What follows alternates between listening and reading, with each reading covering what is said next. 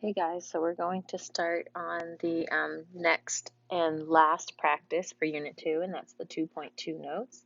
And this one is talking all about triangles. So you have this graph here that is telling you all of the different types of triangles and how many degrees all of the triangles, all of the angles in a triangle make. So remember, a triangle, there are all of the angles in a triangle add up to be 180 degrees. So there are 180 degrees in a triangle, okay?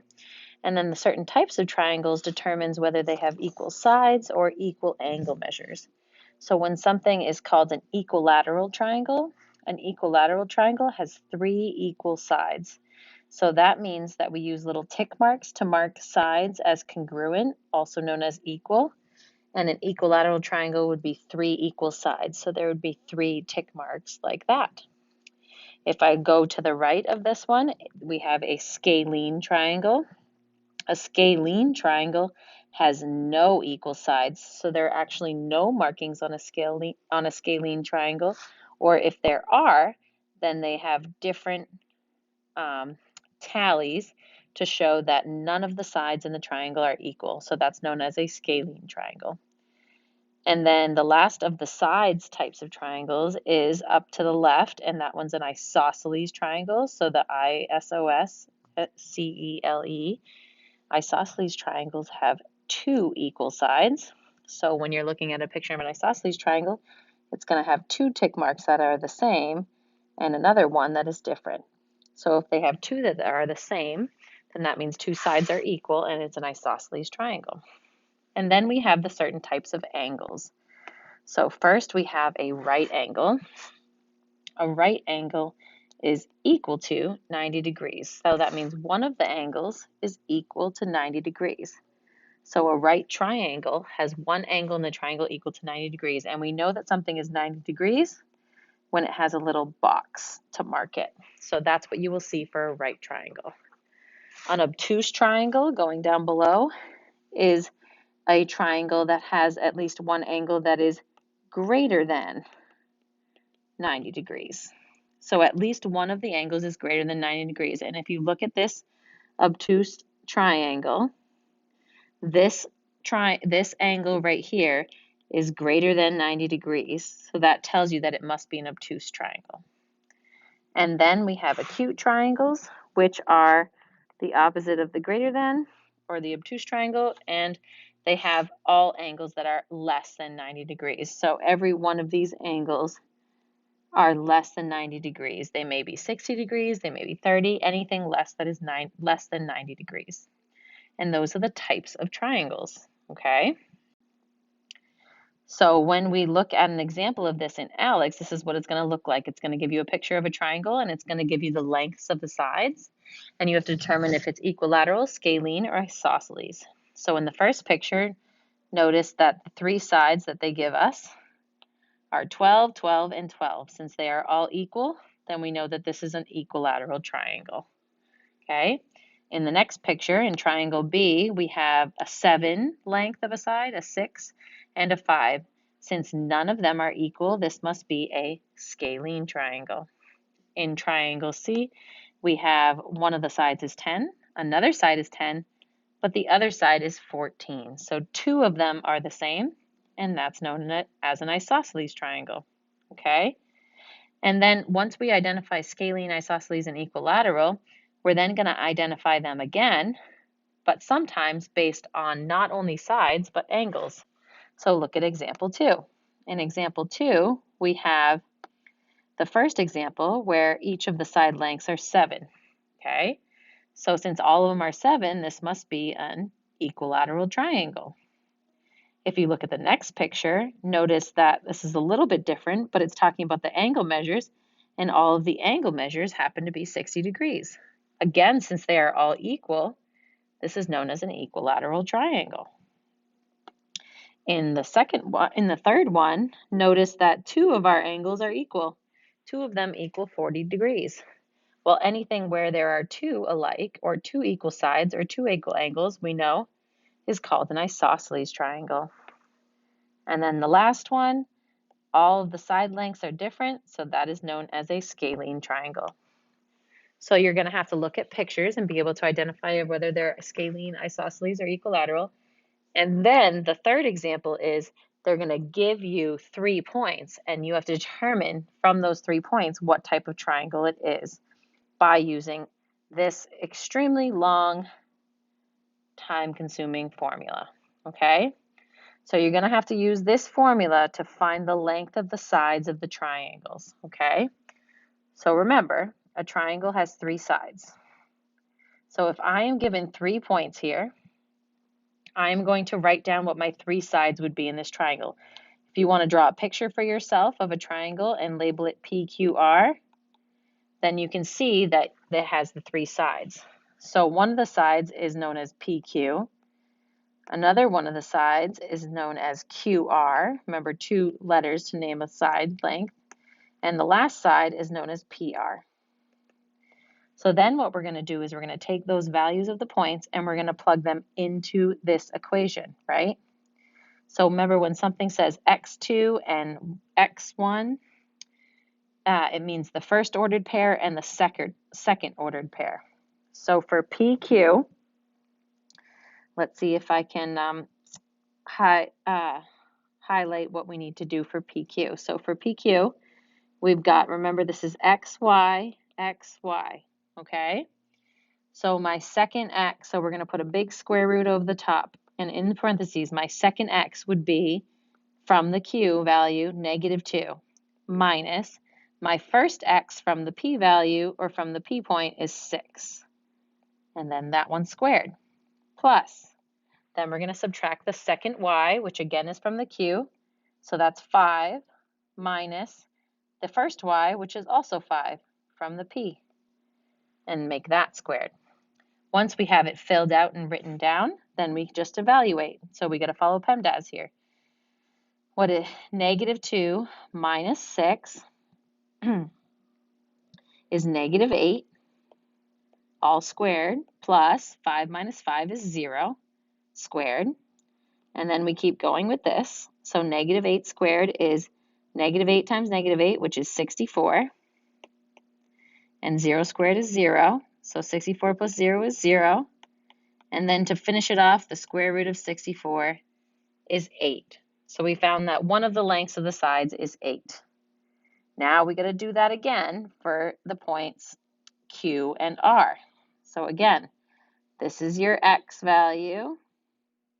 So this is X. So when we do Q and R, this is your X, this is your Y, right? So what I'm doing in blue. So we've got X, Y, Q and R. And then we fill in the values. So big square root over the top. The second X is from the R, so that's 2, minus the first X, which is -2, all squared, plus the second Y is 0, minus the first Y is 5, all squared. Then we evaluate. A negative and a negative make a positive, so 2 plus 2 is 4. So we've got 4 squared, plus 0 minus 5 is -5 squared. Then we evaluate that further. 4 squared is 4 times 4, which is 16. And 5 squared, or -5 squared, is 5 times 5, which is 25. So then your final answer, without evaluating it fully, would just be 16 plus 25, which is 41. So we have the square root of 41 as the length of the other side. So far, none of the lengths are equal, okay, in the triangle. And then we're going to do our last one. So our last one is P and R, so the first and the last point, okay? So again, remember, this is the remember, this is the X, this is the Y, this is the X, this is the Y. So we're going to do the first and the last. So big square root over the top. And let's erase that line that I just drew there. I guess I can't.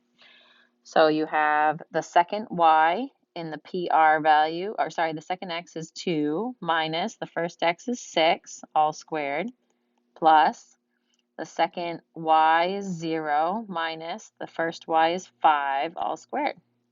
Then we evaluate that. 2 minus 6 is -4, so it becomes the square root of -4 squared, plus 0 minus 5 is -5 squared. -4 squared, remember, is 16. Negative 4 times negative 4 is positive 16, and then a negative 5 times negative 5 is positive 25. So then this becomes the square root of 41 as well. Now that I have the lengths of all the sides, I can determine what type of triangle it is. Since two of the sides are the same, we have the square root of 41 and the square root of 41, and that tells me that this is an isosceles triangle because two sides are the same. So all of that work to figure out what the side lengths are and if any are the same. So to determine what type of triangle it is. And then also in 2.2, we have that the sum, we're going to talk about finding the third angle, okay? The third angle measure. So we have that the sum of the interior angles of a triangle is always 180 degrees. So that means they're all going to add up to 180 degrees. So in the example 4, we have one of the angles is 99, another angle is 30. So what I'm going to do is I'm going to add 99 and 30, and I get 129. And I'm going to subtract that from 180 because they all add up to be 180. So 180 minus 129 will get me that third angle measure. And 180 minus 129 is 51 degrees. For the next topic, they're asking you to find the angle measure of the extended side. So it's important to know this rule that we're going to talk about here, and that is that an exterior angle of a triangle is equal to the sum of the two remote. So basically, if I'm trying to find what this red angle is, and we call it angle QRT with the vertex in the middle, then I need to know what these two blue angles are for a degree in order to solve for the outside. So this measure of angle QRT is equal to the measure of angle, let's call it RST, which is that corner angle, and plus, or the sum of the measure of angle STR, which is this little angle here. So basically what we're going to do is we're going to add the two inside angles in order to find the outside angle. And this is an example of those. So a couple of examples to go over. They're going to ask you to find the value of x given a triangle with an extended side. So notice what we have. In the first example, we have an inside angle of 56 degrees and another inside angle that we're going to call x. And then we have an outside angle of 127. So if I'm going to set up this problem, I'm going to say 56 plus the other inside angle, which is x, is equal to 127 because that's the outside angle. And then if I go ahead and solve that for x, you notice that I'm going to have to just subtract 127 minus 56, and you get a number or a measurement of the angle to be 71 degrees. So this x value is 71 degrees. Okay, same with the other example. In the other example that we are given here, similar in this example, we've got an inside angle of 52 and another inside angle of 68, and they want to know what the outside angle is that they call x. So we say 52 plus 68 is equal to x. So all we have to do here is add the two angles and we'll get our answer. So x here would be 120 degrees. Okay? And then you'll have probably the hardest one and the most time-consuming one in this particular section of Unit 2, and that is finding the measures of each of the angles of a triangle, okay, given that they're in using variables. So remember, the rule says that the measure of all the angles of a triangle add up to be 180 degrees. So that's what we're going to do. We're going to take all these measures of a triangle and we're going to add them up and set them equal to 180. So we're going to create a long equation here. So one of the angles is 5x plus 8 plus another of the angles is 4x plus a third angle is x plus 2, and that's all equal to 180. So we're going to use this to find x first, and then we'll find the measurement of all the angles. Okay, so if we combine like terms back in algebra, we have that 5x plus 4x plus 1x is 10x. And then if we combine the other like terms, which are our numbers that we have 8 plus 2, which is also 10, is equal to 180. And then if we go back to solving equations, two-step equations, right here we're going to minus the 10 from both sides. And then we get 10x equals 170. And then to solve for x, we're going to divide by 10 onto both sides, and x would be 17. Now that we've found x, remember that they are asking for the measure of all the angles of this triangle. So we're just going to take that number and plug it back in. So if we do angle, that top angle there, which is called angle E, first, angle E is 4 times the 17. And if you do 4 times 17 on your calculator, you should get 68. So E is 68 degrees. Then if I do angle D is 5 times 17 plus 8. So 5 times 17 is 85, plus another 8 to that, and you get the angle D is 93 degrees. And then the last angle, angle C, is 17 plus 2, which is 19 degrees. And if you were to double check adding up all of these angles, they should all add up to be 180 degrees. So 93 plus 68 plus 19 does equal 180, and that's how you know you did it right. Okay?